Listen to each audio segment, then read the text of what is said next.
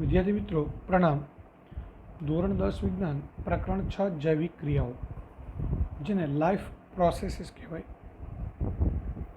મિત્રો, આ પ્રકરણની અંદર આપણે ખાસ કરીને કોઈ પણ સજીવ હોય તે સજીવ જીવંત હોય ત્યાં સુધી એની અંદર અમુક ચોક્કસ ક્રિયાઓ થવી જરૂરી હોય છે. એમાંની કોઈ પણ એક ક્રિયા અટકે અથવા તો બંધ પડે તો એ સજીવ છે એ મૃત્યુ પામી શકે છે. તો આવી જે ક્રિયાઓ છે એને જૈવિક ક્રિયા કહેવાય. સજીવ તરીકે વનસ્પતિ હોય, મનુષ્ય હોય, અન્ય કોઈ પ્રાણી હોય, પશુ પક્ષી હોય, સૂક્ષ્મજીવ હોય, બેક્ટેરિયા વાયરસ જેવા સૂક્ષ્મજીવ હોય, તો પણ એ દરેકમાં એમને જીવંત રહેવા માટે અમુક ચોક્કસ કાર્યો થવા જરૂરી હોય છે. એવા કાર્યોને જૈવિક ક્રિયાઓ કહેવાય. તો આ પ્રકરણની અંદર જૈવિક ક્રિયાઓ આમ તો સજીવની અંદર ઘણી બધી થતી હોય છે, જેમાં પોષણ છે, શ્વસન, ઉત્સર્જન, રુધિરાભિસરણ, ત્યારબાદ પ્રજનન છે, સંકલનનું નિયમન છે, હલનચલન છે, વૃદ્ધિ છે, આવી ઘણી બધી વહન છે, વહન અને પરિવહન છે, આવી ઘણી બધી જૈવિક ક્રિયાઓ સજીવના શરીરની અંદર થતી હોય છે. તો એમાંની બે જૈવિક ક્રિયાઓ આપણે આ પ્રકરણમાં ખાસ વિસ્તારપૂર્વક સમજવાની છે. એમાં પોષણ અને શ્વસન, બે ક્રિયાઓ આપણે સમજવાની છે. પોષણ, એમાં સૂક્ષ્મજીવો વનસ્પતિ કેવી રીતે પોષણ મેળવે છે, જુદા જુદા પ્રકારના સજીવો છે. આપણે પ્રાણી વર્ગીકરણ, વનસ્પતિ વર્ગીકરણ 9મા ધોરણમાં ભણી ગયા. તો વિવિધ પ્રકારના સજીવો કેવી રીતે પોષણ મેળવે છે, એ પોષણ મેળવવાની પદ્ધતિઓ અને એ પોષણ કેવી રીતે મેળવે છે, ત્યારબાદ એના આધારે પોષણના આધારે સજીવોના પ્રકાર, ત્યારબાદ શ્વસન, વનસ્પતિ શ્વસન કેવી રીતે કરે છે, પ્રાણીઓ શ્વસન કેવી રીતે કરે છે, આ બધું આપણે આ પ્રકરણની અંદર ભણવાનું છે. તો શરૂ કરીએ. આપણે સજીવ અને નિર્જીવનો ભેદ કેવી રીતે કરીએ છીએ. આપણે જાણીએ કે જો કૂતરું દોડતા આપણે જોઈએ, ગાયને વાગોળતા જોઈએ, કોઈ માણસ જોરથી બૂમ પાડતા જોઈએ, તો આપણે સમજીએ કે સજીવ છે, એટલે કે જીવન છે. પરંતુ કૂતરો, ગાય કે માણસ સૂતેલા હોય તો પણ આપણે તેમને સજીવ જ માનીશું. પણ આપણને કઈ રીતે ખબર પડી કે તે સજીવ છે? તેનું કારણ એ છે કે આપણે એમને શ્વાસ લેતા જોઈએ છીએ, તો આપણને ખબર પડે કે તે જીવંત છે. એટલે કૂતરો હોય, ગાય કે માણસ સૂતેલો હોય, પરંતુ જો શ્વાસોચ્છ્વાસની ક્રિયા ચાલુ હોય તો એ જીવંત છે એમ કહી શકાય. પરંતુ શ્વાસોચ્છ્વાસની ક્રિયા બંધ હોય તો આપણે એને જીવંત કહી શકીએ નહીં. તો મિત્રો, આ જ વસ્તુ વનસ્પતિ માટે વિચારીએ તો વનસ્પતિ માટે એ જીવંત છે એની ખબર કઈ રીતે પડે? તો એમાંથી કોઈકને આપણે પૂછીએ તો એવું કહેશે કે લીલા રંગની દેખાય છે. પરંતુ ઘણી વનસ્પતિ એવી પણ હોય છે કે જેના પર્ણો લીલા હોતા નથી, અન્ય કોઈ રંગના હોય છે. વનસ્પતિ નથી હલનચલન કરતી કે વનસ્પતિ આપણી જેમ શ્વાસોચ્છ્વાસની ક્રિયા કરે, એ આપણે જોઈ શકતા નથી. તો આપણે કહી શકીએ કે વનસ્પતિ છે એની સમય સાથે વૃદ્ધિ થાય છે. વનસ્પતિની સમય સાથે વૃદ્ધિ થાય છે કે આપણે કહી શકીએ કે વનસ્પતિ સજીવ છે. હવે આ રીતે કોઈ અલગ અલગ પ્રકારના સજીવોનો આપણે વિચાર કરીએ તો એ સજીવ હોવાના પુરાવાઓ છે કે લક્ષણો છે એ આપણને જુદા જુદા પ્રકારના મળે. હવે આમાંથી કેટલાક લક્ષણો વૃદ્ધિ સંબંધિત હોય તો અન્ય કાર્યો પણ હોઈ શકે. જેમ કે વનસ્પતિ છે એનો છોડ મોટો થતો હોય છે, વૃદ્ધિ થતી હોય એટલે આપણે કહી શકીએ કે જીવંત છે. અન્ય કયું કાર્યોની વાત કરીએ આપણે, જેમ કૂતરું દોડે છે, ગાય વાગોળે છે, માણસ બોલે છે, બૂમ પાડે છે, આ બધી ક્રિયાના આધારે પણ આપણે જીવંત છે એ ચોક્કસ રીતે કહી શકીએ. જે વનસ્પતિ દેખીતી રીતે વૃદ્ધિ પામતી નથી એ પણ જીવંત છે. મતલબ કે વનસ્પતિની વૃદ્ધિ થાય છે પણ આપણે વૃદ્ધિ થતી નરી આંખે જોઈ શકતા નથી. આ જે છોડને જોયો હોય તો એ જેટલો મોટો હોય એના કરતાં થોડાક દિવસ પછી એની ઊંચાઈ વધી હોય, એની શાખાઓ છે, પાંદડાઓ છે, એની સંખ્યા વધી હોય એટલે આપણે ચોક્કસ કહી શકીએ કે એમાં વૃદ્ધિ થઈ છે. પરંતુ એ છોડની ઊંચાઈ થતી આપણે નરી આંખે જોઈ શકતા નથી. મતલબ એ વૃદ્ધિ છે એ દેખીતી વૃદ્ધિ નથી, એટલે એ વૃદ્ધિ દ્રશ્ય વૃદ્ધિ ન ગણાય. તો વનસ્પતિ છે એ દેખીતી રીતે વૃદ્ધિ પામતી નથી, તેમ છતાં એ જીવંત છે. કેટલાક પ્રાણીઓ દેખીતી રીતે હલનચલન વગર શ્વાસ લેતા હોય છે. એ શ્વાસ લેતા હોય છે પરંતુ એમાં ક્યાંય કોઈ પ્રકારનું હલનચલન જોવા મળતું નથી. તો આ રીતે આપણે એવું કહી શકીએ કે કોઈ સજીવ જીવંત છે એના માટે એમાં થતું જે દેખીતું હલનચલન છે કે જેને આપણે જોઈ શકીએ એ હલનચલન છે એને જ આપણે પર્યાપ્ત ગણીએ એવું જરૂરી નથી. એટલે કે સજીવ જીવંત છે એના પુરાવા તરીકે દેખીતું હલનચલન છે એ અનિવાર્ય અથવા તો પર્યાપ્ત જ હોય એવું આપણે કહી શકીએ નહીં. તો આના આધારે આપણે એક અહીંયા સવાલ આવે છે, એ સવાલ જોઈએ.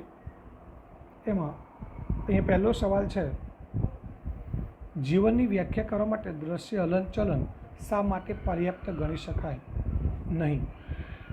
જીવનની વ્યાખ્યા કરવા માટે એટલે મતલબ કે સજીવ જીવંત છે એ આપણે ચોક્કસપણે દર્શાવવા માટે દ્રશ્ય હલનચલન જે આપણે જોઈ શકીએ એવું હલનચલન પર્યાપ્ત ગણી શકાય નહીં. તેનું કારણ છે કે આપણે જોઈએ કે દોડવું, ચાવવું અથવા તો ચાલવું અથવા તો બૂમ પાડવી વગેરે ઐચ્છિક હલનચલન છે. ઐચ્છિકનો અર્થ એ થાય આપણે ઈચ્છીએ એ મુજબના હલનચલન છે.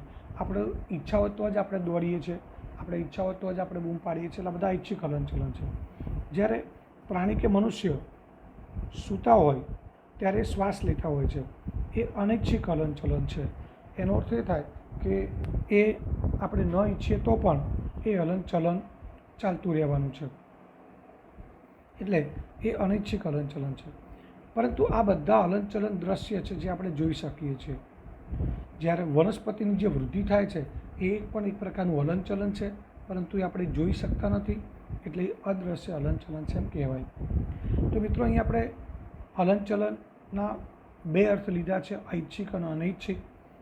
જે તે પ્રાણીની ઈચ્છા મુજબ જે હલનચલન થાય એને ઐચ્છિક હલનચલન કહેવાય, પણ પ્રાણીની ઈચ્છા વગર નિરંતર થતું રહેતું હોય એ હલનચલનને અનૈચ્છિક હલનચલન કહેવાય.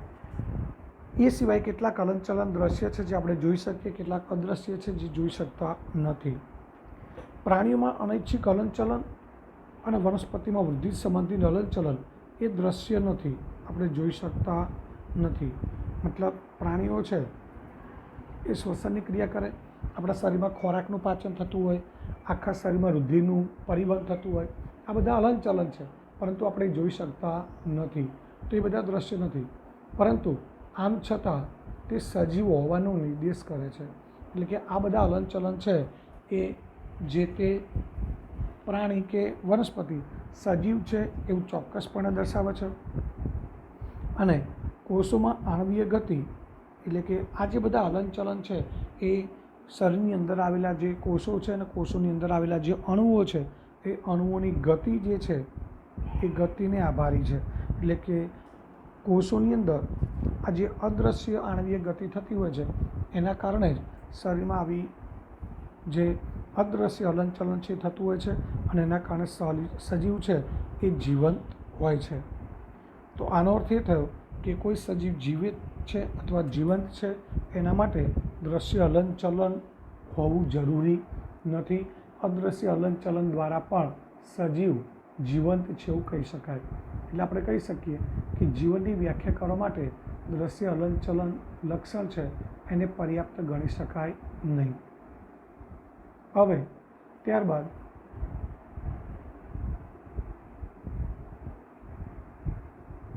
અહીંયા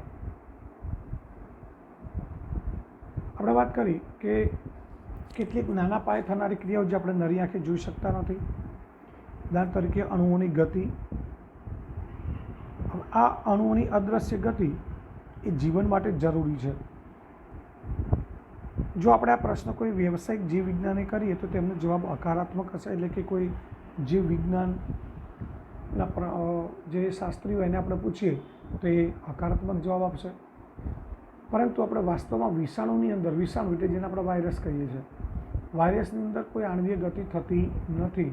એનું કારણ એ છે કે વાયરસ છે એ આપણે 8મા ધોરણમાં ભણી ગયા છે કે સજીવ અને નિર્જીવને જોડતી કડી છે. વાયરસ સજીવ છે કે નિર્જીવ એ હજુ પણ વિવાદાસ્પદ બાબત છે. કારણ કે વાયરસ જ્યારે કોઈ કોષની અંદર, કોઈ સજીવના કોષની અંદર દાખલ થાય ત્યારે જ એ પોતાની જૈવિક ક્રિયાઓ દર્શાવે છે. મુક્ત અવસ્થામાં એટલે કે કોઈ વસ્તુ છે એ વસ્તુ નિર્જીવ વસ્તુની સપાટી પર વાયરસ હોય તો એ વાયરસ કોઈ જ ક્રિયાઓ દર્શાવતા નથી, એટલે કે નિષ્ક્રિય હોય છે, એટલે નિર્જીવની જેમ વર્તે છે.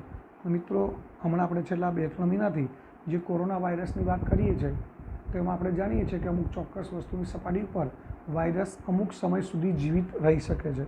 પરંતુ જો એવી કોઈ સપાટી દ્વારા આપણા શરીરમાં દાખલ થાય તો આપણા શરીરમાં દાખલ થાય એટલે આપણા કોષોની અંદર જઈ અને આપણા કોષોમાંથી એ પોતાનો ખોરાક મેળવી અને વૃદ્ધિ વિકાસ પામે છે અને પોતાના જેવા અનેક અસંખ્ય વાયરસ ઉત્પન્ન કરે છે, એટલે કે એ સજીવની જેમ વર્તે છે.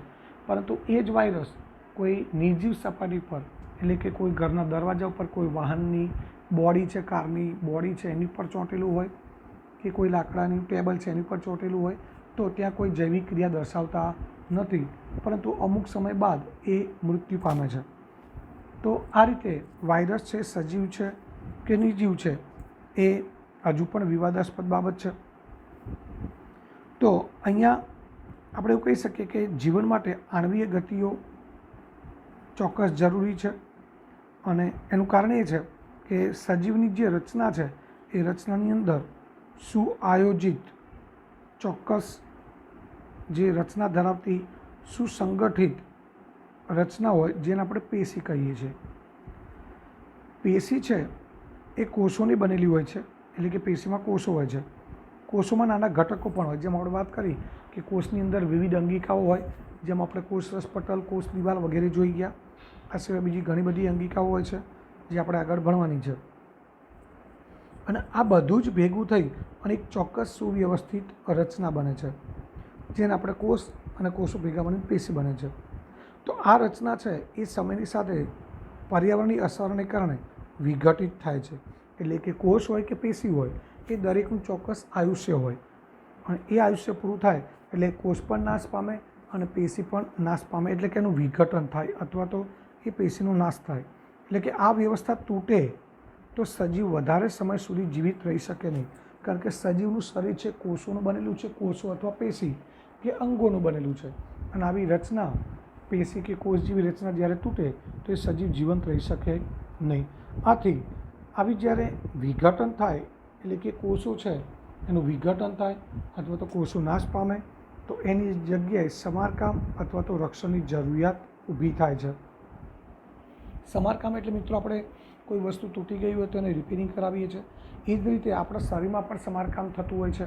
જેમ કે આપણને કોઈ જગ્યાએ ઘા વાગે તો ઘા વાગે પછી આપણે પાટો બંધાવીએ છીએ અને એનું ડ્રેસિંગ કરાવીએ. અમુક સમય બાદ એ જે જગ્યાએ ઘા પડે તો ત્યાં પહેલાં હતું એવી જ જે ચામડી છે કે સપાટી ફરીથી થઈ જાય છે.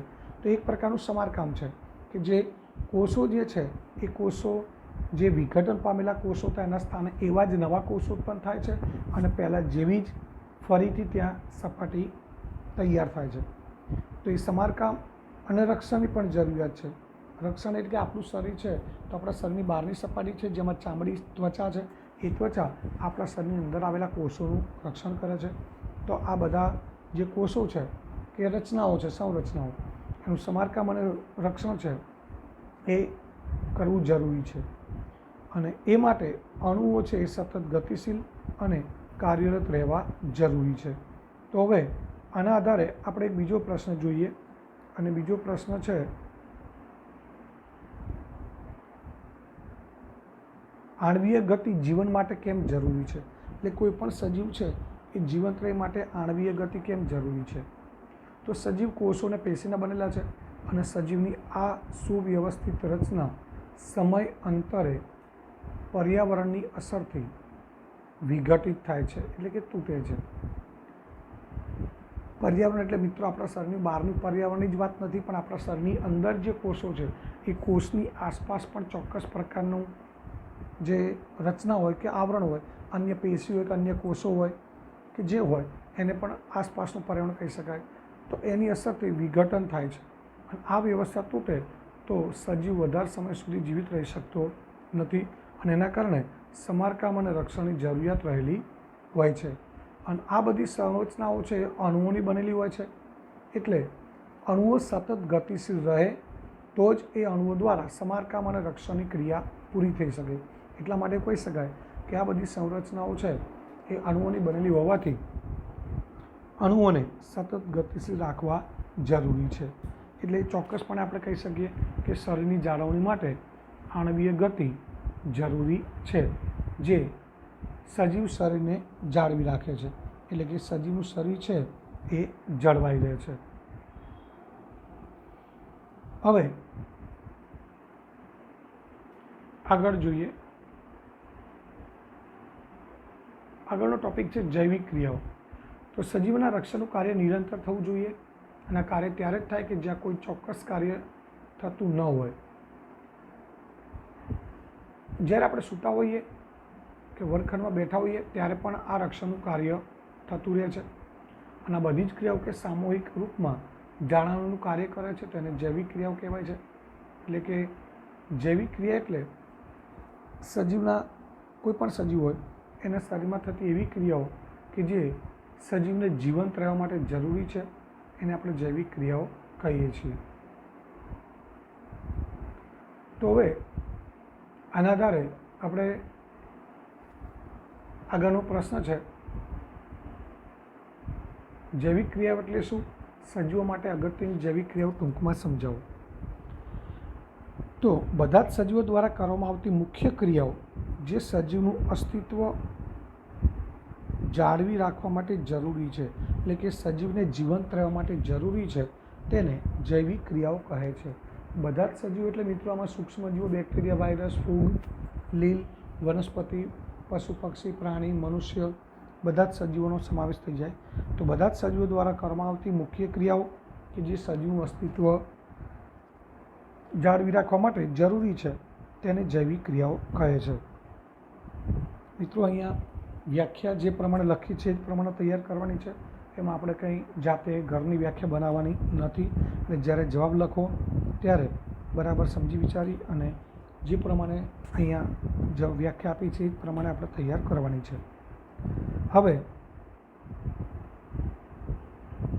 સજીવો માટે થતી અગત્યની ક્રિયાઓ. સજીવોમાં ઘણી બધી ક્રિયાઓ થતી હોય છે, એમાં અહીંયા કેટલીક અગત્યની જૈવિક ક્રિયાઓ આપણે જોવાની છે. એમાં સૌથી પહેલાં છે પોષણ. તો પોષણ એટલે આપણે જેને ન્યુટ્રિશન કહીએ છીએ, ન્યુટ્રિશન અથવા આપણે કદાચ પોષણ ઉપરથી આપણે એટલું તો સમજી શકીએ ખોરાક મેળવવાની પ્રક્રિયા. તો અહીંયા વ્યાખ્યા પણ એવી જ છે કે ઉર્જાના સ્ત્રોતને ખોરાક સ્વરૂપે, કારણ કે આપણે ખોરાક ઉર્જા મેળવવા માટે જ આપણે આગળના ધોરણમાં ઉર્જાવાળું પ્રકરણ ભણી ગયા છે 9મા ધોરણમાં. એટલે આપણને ખ્યાલ છે કે આપણા શરીરમાં થતી જૈવિક ક્રિયાઓ કે આપણે રોજિંદા કાર્ય કરવા માટે ઉર્જાની જરૂર પડે, અને આપણા શરીરમાં થતા કે આપણા દ્વારા થતા જે કાર્યો છે એના માટે આપણે ઉર્જાની જરૂર પડતી હોય છે, અને એ ઉર્જા આપણને ખોરાકમાંથી પ્રાપ્ત થાય છે. એટલે એવું કહી શકાય કે ખોરાક એ ઉર્જાનો સ્ત્રોત છે. આથી વ્યાખ્યા છે કે ઉર્જાના સ્ત્રોતને ખોરાક સ્વરૂપે બહારથી સજીવના શરીરની અંદર દાખલ કરવાની ક્રિયાને પોષણ કહે છે. મોટાભાગના ખાદ્ય પદાર્થો છે કાર્બન આધારિત હોય, જેને આપણે કાર્બનિક દ્રવ્યો કહીએ છીએ. એમાં બધા જ પ્રકારનું અનાજ છે, કઠોળ, શાકભાજી છે કે દરેક વસ્તુ હોય, ફળ છે, દૂધ છે, આ બધા જ પદાર્થો છે એ કાર્બન આધારિત છે. અને કાર્બનના સ્ત્રોત છે એની જટિલતા, એટલે કાર્બનિક દ્રવ્યો જે છે મતલબ વનસ્પતિમાંથી આપણને કઠોળ, શાકભાજી, ફળ મળે છે. પ્રાણીજન્ય પેદાશોમાંથી માંસ છે, માછલી છે, ઈંડા છે કે પછી દૂધ મળે છે. તો આવી રીતે કાર્બનિક સ્ત્રોત છે એ અલગ અલગ પ્રકારના છે. તેમની જટિલતા, એટલે કે બધા કાર્બનિક સ્ત્રોતો છે એની રચના એક સરખી નથી હોતી. જટિલતા એટલે કે એની જે રચના છે એ જુદી જુદી હોય. એના આધારે વિવિધ સજીવો વિવિધ પ્રકારની પોષણ ક્રિયાઓનો ઉપયોગ કરે છે. એટલે જુદા જુદા પ્રકારના સજીવો છે એ જુદા જુદા પ્રકારની પોષણ ક્રિયાઓ, એટલે કે એમના ખોરાક અલગ અલગ પ્રકારના હોય. જેમ કે તૃણાહારી સજીવો છે, આપણે આહાર શૃંખલા ભણી ગયા છીએ 15મા પ્રકરણમાં. તૃણાહારી સજીવો છે માત્ર વનસ્પતિનો ખોરાક તરીકે ઉપયોગ કરે, માંસાહારી સજીવો છે માત્ર અન્ય પ્રાણીનો ખોરાક તરીકે ઉપયોગ કરે. આમ પોષણ ક્રિયાઓ વિવિધ સજીવોની અલગ અલગ હોય છે. ત્યારબાદ બીજી ક્રિયા છે શ્વસન. તો મિત્રો શ્વસન એટલે મોટાભાગના વિદ્યાર્થીઓના મગજમાં એવું હોય છે કે આપણે જે નાક દ્વારા હવા લઈએ છીએ, ઓક્સિજનયુક્ત હવા લઈએ છીએ અને કાર્બન ડાયોક્સાઇડયુક્ત હવા બહાર કાઢીએ છીએ, એને આપણે શ્વસન કહેતા હોઈએ છીએ. પરંતુ મિત્રો એ માત્ર શ્વાસોચ્છ્વાસની ક્રિયા છે, એ શ્વસન નથી. શ્વસન એટલે આપણે જે શ્વાસોચ્છ્વાસની ક્રિયા દ્વારા ઓક્સિજન લઈએ છીએ એ ઓક્સિજન ફેફસામાં જાય છે. ફેફસામાંથી એવો ઓક્સિજન ફેફસા સાથે સીધી રુધિરવાહિનીઓ જોડાયેલી હોય છે અને એ રુધિરવાહિનીઓ દ્વારા એ ઓક્સિજન રુધિરવાહિનીમાં રહેલા રુધિર દ્વારા કોષ સુધી પહોંચે છે. એટલે મિત્રો માની લઈએ કે અહીંયા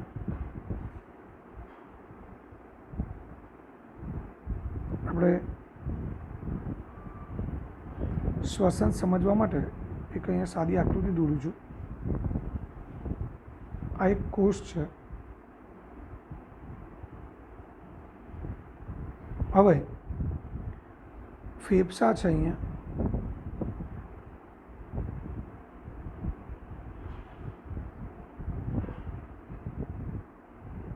આ ફેફસા છે. ફેફસામાંથી ઓક્સિજન કોષની અંદર આવે છે રુધિરના માધ્યમ દ્વારા. આ રુધિર છે, રુધિરના માધ્યમ દ્વારા આવે છે. એ જ રીતે આપણું જે પાચન તંત્ર છે એમાં જે આંતરડું છે એ નાના આંતરડામાં પાચિત ખોરાક હોય છે. અંદર પાચિત ખોરાક છે. એ ખોરાક પણ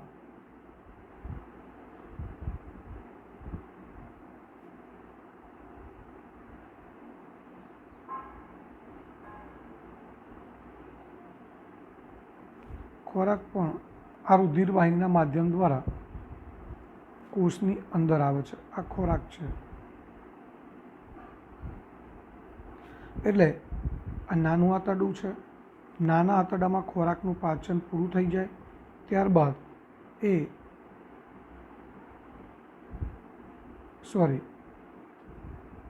આ નાનું આંતરડું છે અને એ નાના આંતરડામાંથી ખોરાક છે એ આ રુધિરવાહિનીમાં દાખલ થાય છે. આ રુધિરવાહિની છે કે જે રુધિરનું વહન કરે. એટલે નાના આંતરડામાંથી અહીંયાથી ખોરાક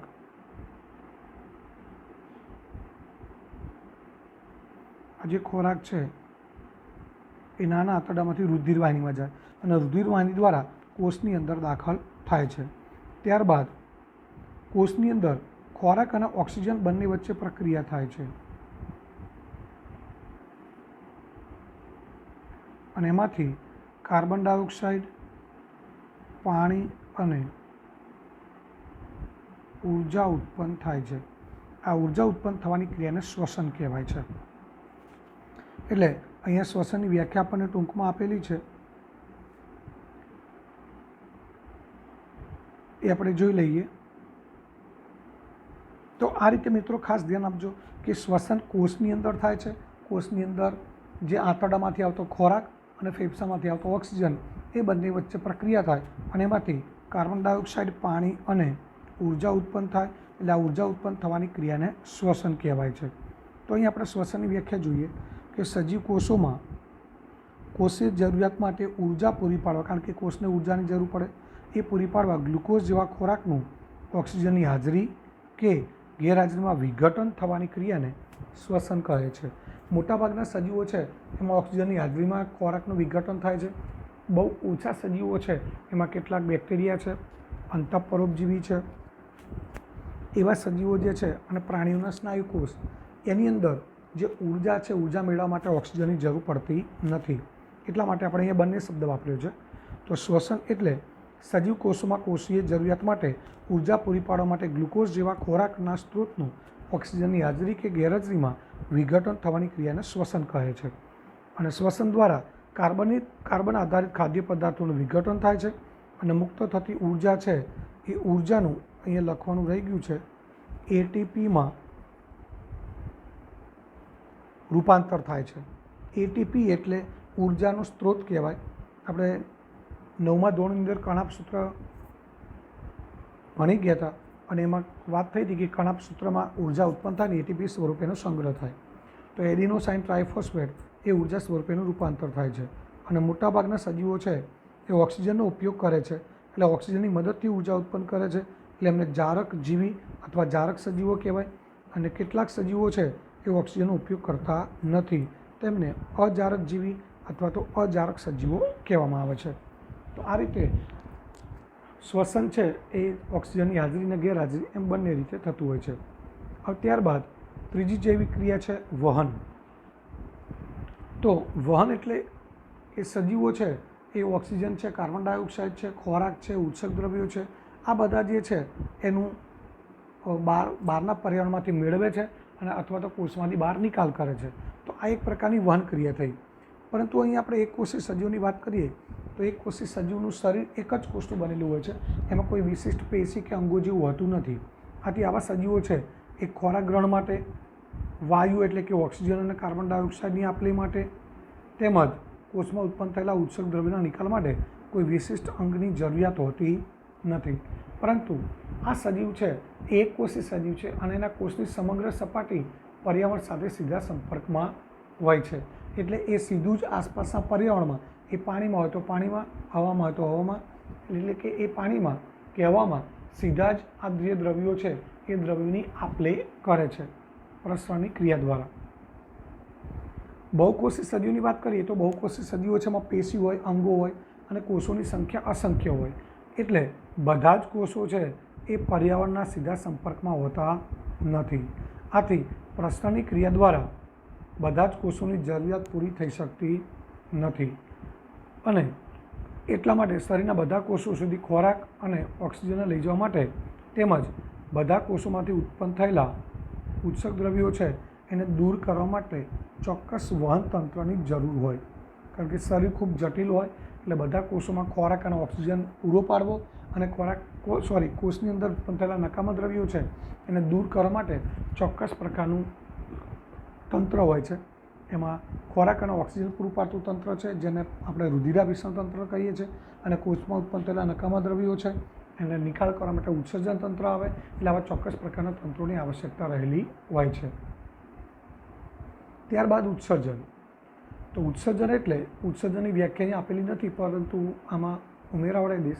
ઉત્સર્જન એટલે વિવિધ પ્રકારના કોષોમાં થતી ક્રિયાઓને અંતે ઉત્પન્ન થતા ઉત્સર્ગ દ્રવ્યોનો શરીરની બહાર નિકાલ કરવાની ક્રિયાને ઉત્સર્જન કહેવાય. સજીવના વિવિધ કોષોમાં થતી જૈવિક ક્રિયાઓને અંતે ઉત્પન્ન થતા ઉત્સર્ગ દ્રવ્યોનો શરીરની બહાર નિકાલ કરવાની ક્રિયાને ઉત્સર્જન કહેવાય. અને ઉત્સર્જનની ક્રિયામાં નાઇટ્રોજનયુક્ત હાનિકારક દ્રવ્યો છે, ચયાપચયક દ્રવ્યો એટલે ચયાપચયને અંતે એટલે જૈવિક ક્રિયાને અંતે ઉત્પન્ન થયેલા દ્રવ્યો એ દૂર કરવામાં આવે છે. એક કોષી સજીવો છે એ કોષની સપાટી દ્વારા સાદા પ્રસરણથી આ ઉત્સર્ગ દ્રવ્યો દૂર કરે છે. કારણ કે આપણે જોઈ ગયા કે કોષી સજીવનું શરીર એક જ કોષનું બનેલું હોય છે. જ્યારે બહુકોષી સજીવો છે એમાં આ દ્રવ્યના ઉત્સર્જન માટે ચોક્કસ પેશી, અંગ કે તંત્ર હોય. જેમ મેં વાત કરી ઉત્સર્જન તંત્ર હોય છે. અને 9મા ધોરણમાં આપણે ભણી ગયા હતા કે જુદા જુદા સમુદાયના સજીવોની અંદર ઉત્સર્જન માટે ક્યાંક હરિતપિંડ હોય, ક્યાંક માલપીજ્ય નલિકા હોય, ક્યાંક ઉત્સર્ગિકા હોય. તો આવા ચોક્કસ પ્રકારના અંગ કે તંત્ર હોય છે.